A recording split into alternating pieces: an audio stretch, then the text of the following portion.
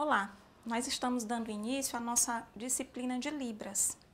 E a nossa primeira aula trata dos parâmetros fonológicos da língua de sinais. Nós queremos informar que todas as línguas de sinais possuem os parâmetros fonológicos, mas isso não quer dizer que todas elas são iguais, embora tenham os mesmos parâmetros. Você sabe o que é Libras? Você já deve ter ouvido falar a respeito. Libras são as iniciais de língua brasileira de sinais. É uma língua e não uma linguagem como muita gente acredita que seja.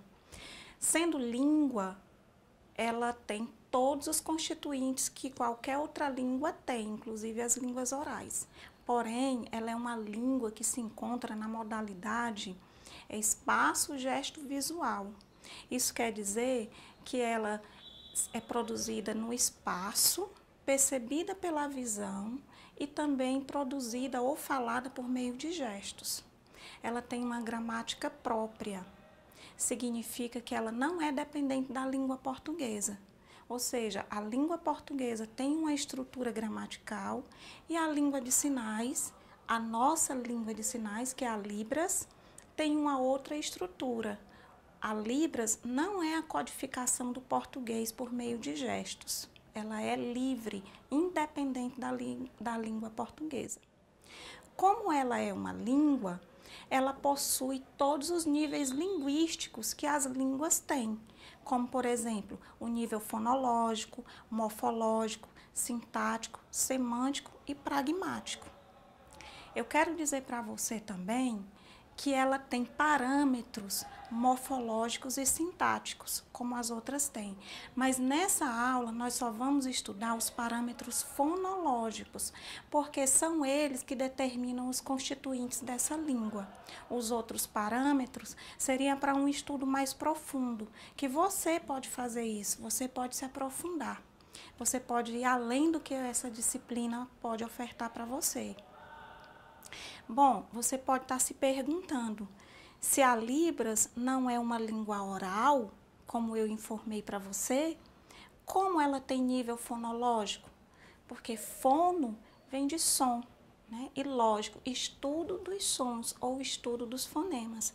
Mas ela tem nível fonológico, como todas as outras línguas, tem. Porém, no início, quando ela começou a ser estudada, quando ela começou a ser pesquisada enquanto língua, não se usava essa terminologia. William Stockwell, que foi um dos precursores na análise da língua de sinais enquanto língua, ele chamava de quiremas, em vez de fonemas. Quiremas porque estava relacionado à mão. Tá? Mas depois de alguns embates com linguistas, ele resolveu adotar a terminologia que era usada pela sua área de conhecimento. Daí se utiliza fonemas ou parâmetros fonológicos. Bom, nós vamos fazer aqui uma analogia, certo? Entre a língua oral e a língua de sinais.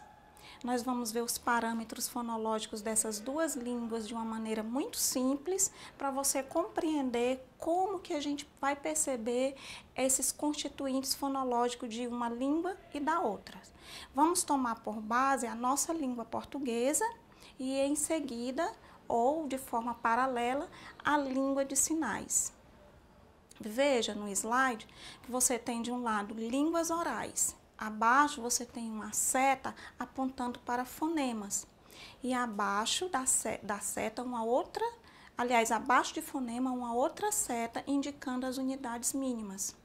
Essas unidades mínimas são fones, eles são fonemas quando eles se juntam. Quando um fone se junta com o outro, daí você tem um fonema.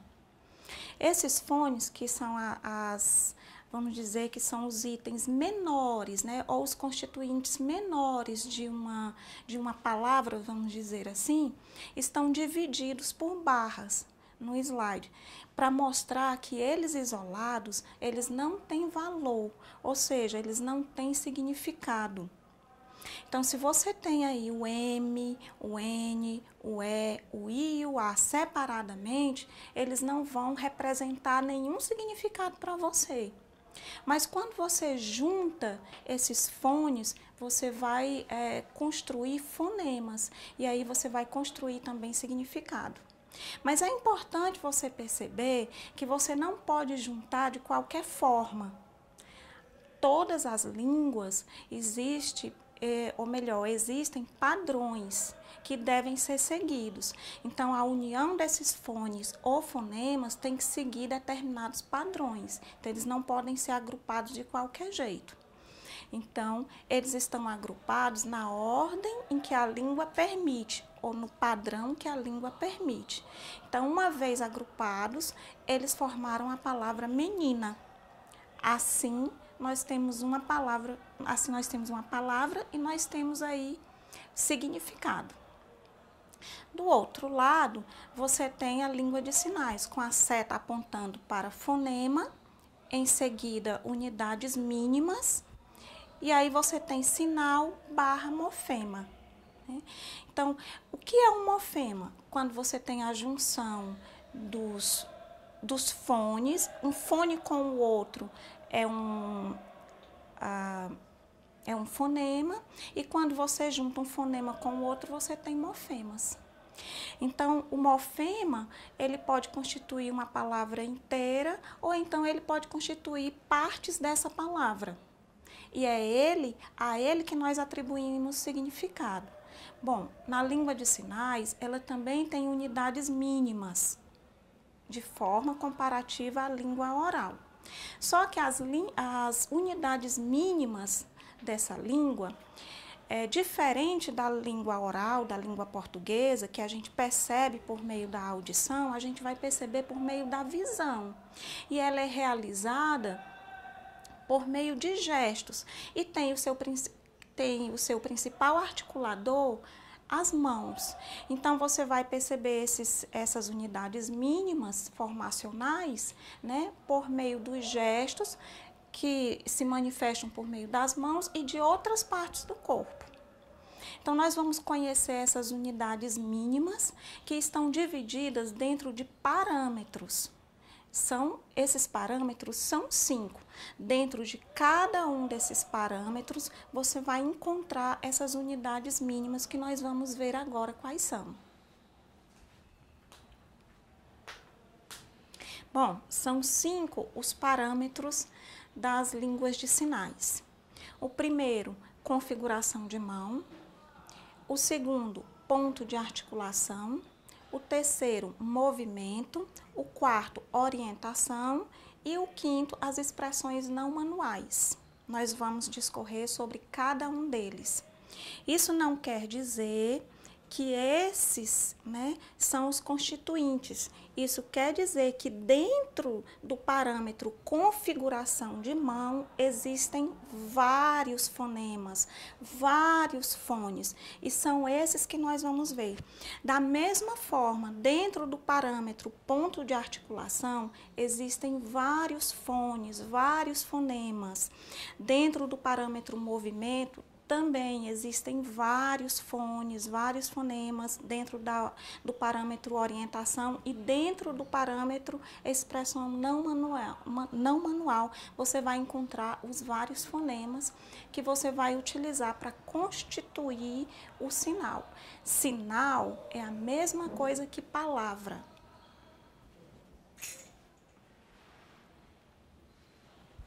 Vamos iniciar pelo parâmetro da configuração de mão. Configuração de mão é a forma que a mão se encontra no momento da realização do sinal. Nós temos aqui, ao lado, 3 exemplos de configuração de mão no momento da produção do sinal. O primeiro está sendo utilizado para fazer o sinal de informar. Sinal ou palavra, tanto faz você chamar de sinal como de palavra. Vamos lembrar que os termos utilizados para nomear, né, os itens da língua portuguesa são os mesmos termos utilizados para nomear os itens da língua de sinais. Então, no primeiro sinal, nós temos essa configuração de mão. Ela lembra a letra Y do alfabeto manual. Essa configuração de mão ganha um movimento, ganha um ponto de articulação e aí ele ganha também significado. Ele sozinho não tem significado nenhum. Assim como naquele exemplo que você viu da língua portuguesa, onde você viu os fones e os fonemas da palavra menina separados, não tem significado. Só vai ter significado se ele se juntar a outros fonemas que estão dentro daqueles parâmetros que eu lhe falei. Então, o primeiro sinal, informar, observe que ele é feito com uma mão só. Tem essa configuração. O segundo é encontrar. Você vai observar que encontrar é feito com as duas mãos. As duas mãos apresentam a mesma configuração. E o terceiro sinal é árvore. Você vai observar que ele também é feito com as duas mãos. Porém, a mão que está embaixo tem forma de garra e a que está em cima se encontra mais espalmada. Ou seja, feito com as duas mãos, mas são duas configurações diferentes. Então, você pode concluir que um sinal pode ser feito com uma mão, com as duas mãos utilizando a mesma configuração, ou com as duas mãos utilizando configurações diferentes. Um sinal pode apresentar duas configurações, como eu falei, duas configurações de mão diferentes, uma pela mão dominante e outra pela mão de apoio. Mão dominante e mão de apoio, o que é isso? Nós chamamos de mão dominante aquela mão que realiza o sinal, que realiza o movimento. E mão de apoio, a mão que sustenta a mão que está, vamos dizer assim, trabalhando. Por exemplo, no sinal procurar, você tem a mão de apoio, observa que ela vai para a frente do corpo e ela se encontra fechada. E você tem a mão dominante, que é essa mão que vai realizar o sinal. Em forma de P, ela passa por cima da mão de apoio em círculo e você faz um olhar de quem está procurando algo. Essa mão dominante, ela é imprescindível, ela precisa ser utilizada no sinal. A mão de apoio não. Vamos supor que você esteja no ônibus conversando com o seu amigo e com uma das mãos você está segurando a barra do ônibus para não cair. Então, você só tem uma mão livre para sinalizar. Então, você pode realizar o sinal de procurar enquanto a sua outra mão está ocupada. Por quê? Porque a mão de apoio ela não é tão necessária, ela não é tão importante assim para a significação do sinal.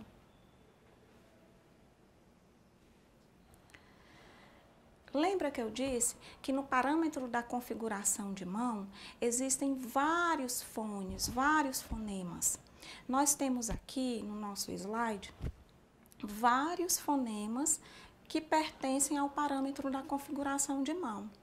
Você vai encontrar dentro dessa imagem que você está vendo o nosso alfabeto manual, diluído dentro das configurações de mão. São 64 configurações que estão expostas, ou 64 fonemas da língua de sinais dentro do parâmetro configuração de mão. Isso não quer dizer que a língua de sinais tem apenas esses fonemas dentro desse parâmetro. Pesquisas mais recentes mostram que, na verdade, ela tem 74 configurações de mão, mas essas que estão expostas são as mais recorrentes nos sinais.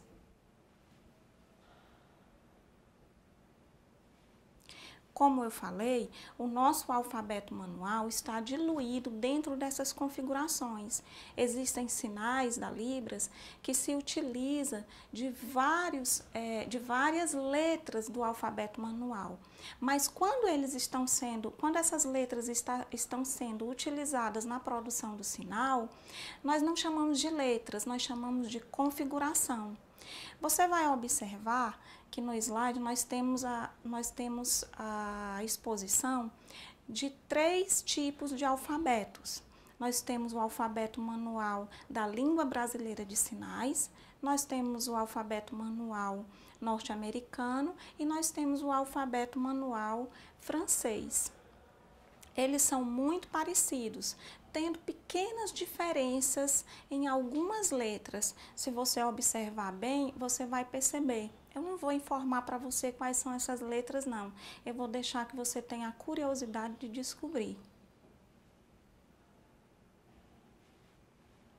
Vamos agora para o parâmetro do ponto de articulação.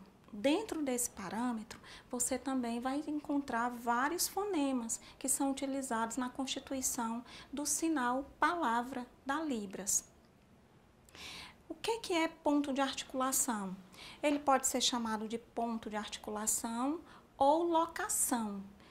Esse ponto de articulação é onde a sua mão ancora na hora da produção do sinal. É o lugar onde a mão dominante toca. Pode ser alguma parte do corpo ou do espaço neutro. Espaço neutro, né? Talvez você esteja se perguntando o que é isso. Mas espaço neutro é o espaço que compreende 4 dedos acima da sua cabeça, um pouco além dos seus ombros e abaixo da linha da cintura. E toda essa parte aqui da frente, onde os seus braços podem alcançar. Dentro dessa janela imaginária é onde você realiza os sinais. Então, esse espaço é chamado de espaço neutro, que é onde se dão a produção dos sinais. Então, o ponto de articulação tanto pode ser um ponto do seu corpo eleito para a produção do sinal, como pode ser algum ponto dentro desse espaço. Ele não pode ser fora do espaço, ele tem que ser dentro, até por uma dificuldade de produção se ele se estender além desse espaço. Observe na primeira imagem, nós temos o sinal de terminar namoro, né? Você observe que o sinal é realizado no espaço neutro, ou seja, não é ancorado no corpo, ele não toca nenhuma parte do corpo. O sinal de achar, que você tem logo em seguida, toca na cabeça. Então, nós vamos dizer que o ponto de articulação desse sinal é a cabeça. O sinal de gostar toca na parte superior do tronco, próximo do coração. Então, nós vamos dizer que o ponto de articulação é a parte superior do tronco, próximo do coração.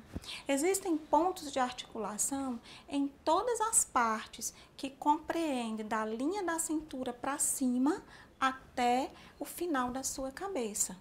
Você pode tocar em todas as partes do corpo, compreendendo esse espaço. Nós vamos agora ver o parâmetro do movimento. Esse parâmetro é muito importante. Lá na frente, no decorrer das aulas, você vai perceber o porquê da importância desse parâmetro. Dentro desse parâmetro existem vários fonemas. Cada movimento produzido pelo sinal é um fonema que se encontra dentro desse parâmetro. Eles são incontáveis. Não tem como você contabilizar os movimentos que você realiza na produção de todos os sinais. Nós temos aqui 2 sinais, um com movimento externo e outro com movimento interno. É importante você saber que todos os sinais têm movimentos. Embora seja corrente, né, entre alguns de que tem sinais com movimentos e sinais sem movimentos, é importante informar a você que Ronice Quadros, uma estudiosa da língua de sinais, que ela escreveu um livro que trata dos aspectos linguísticos da língua de sinais, onde ela constatou que todos os sinais têm movimento, mas eles são classificados em externos e internos. Então, nós trazemos aqui 2 sinais para exemplificar o movimento externo e o movimento interno. Nós temos o sinal de abril. Abril tem um movimento externo, ou seja, você percebe ele de forma muito nítida. Sem esse movimento, o significado fica, vamos dizer assim, fica implicado. E nós temos o sinal de casa. é um sinal parado. Você poderia achar que não existe, né, movimento. Mas nesse tipo de sinal existe um movimento interno, ou seja, é o movimento natural da produção do sinal. Quando você ergue os braços para unir uma configuração de mão à outra, você está realizando um movimento. Embora ele não seja tão aparente quanto o de abril, existe um movimento. Esse movimento, que é um movimento espontâneo da produção do sinal, se chama movimento interno. O parâmetro da orientação. Esse parâmetro também é um parâmetro muito importante na significação. Todos são, mas alguns têm uma importância, vamos dizer assim, uma importância que pode superar dos outros. O parâmetro da orientação, ele está relacionado à palma da mão, à direção da palma da mão. Quando você produz um sinal, a palma da sua mão, ela fica virada para algum lado. Observe no sinal, passar roupa. Se você abrir a sua mão, você vai perceber que a palma da mão está para dentro. Então, nós vamos dizer que a orientação desse sinal é para dentro. Observe também o sinal abriu. Se você abrir a sua mão, você vai ver que a palma está para fora. Então, você vai perceber que a orientação desse sinal é para fora. A mesma coisa vai acontecer com apagar. E assim você tem, por exemplo, namorar é um sinal que tem duas orientações, porque ele é realizado com as duas mãos. Então, uma palma está para a esquerda e outra para a direita. Então, ele tem duas orientações. Então, lembre-se, orientação, muitas pessoas confundem com o movimento, com a direção do movimento. Não confunda. O parâmetro do movimento é um, e o parâmetro da orientação diz respeito ao lado em que a palma da mão se encontra no momento da produção do sinal. São 6, né, as orientações no momento da produção dos sinais: para baixo, para cima, para dentro, para fora, para a esquerda e para a direita.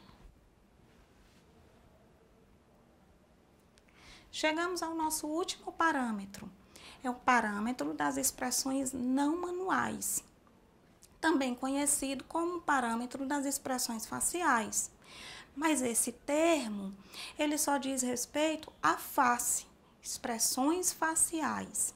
Esse termo foi alargado para que ele comportasse todas as expressões corporais que a língua de sinais produz no momento da fala.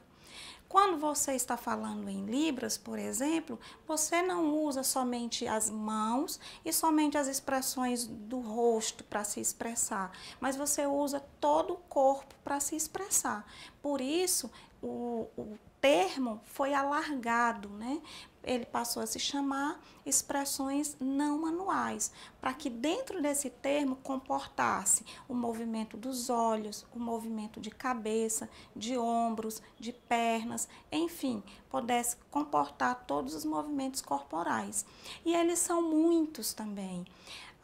Eu acho que alguém ainda não se preocupou em contabilizar, até porque daria bastante trabalho, porque além dos movimentos da face, aliás, existe também o movimento de língua, de lábios, de ombros, enfim, de todo o corpo. E são muitos, e ele é essencial para a significação dos sinais.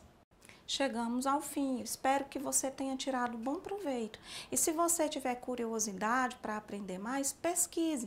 Nós temos na internet muitos sites que trazem artigos, que trazem alguns sites, além de artigos, traz vídeos explicativos também. Seja curioso, não se contente com o que você está vendo aqui. Você pode aprender muito mais.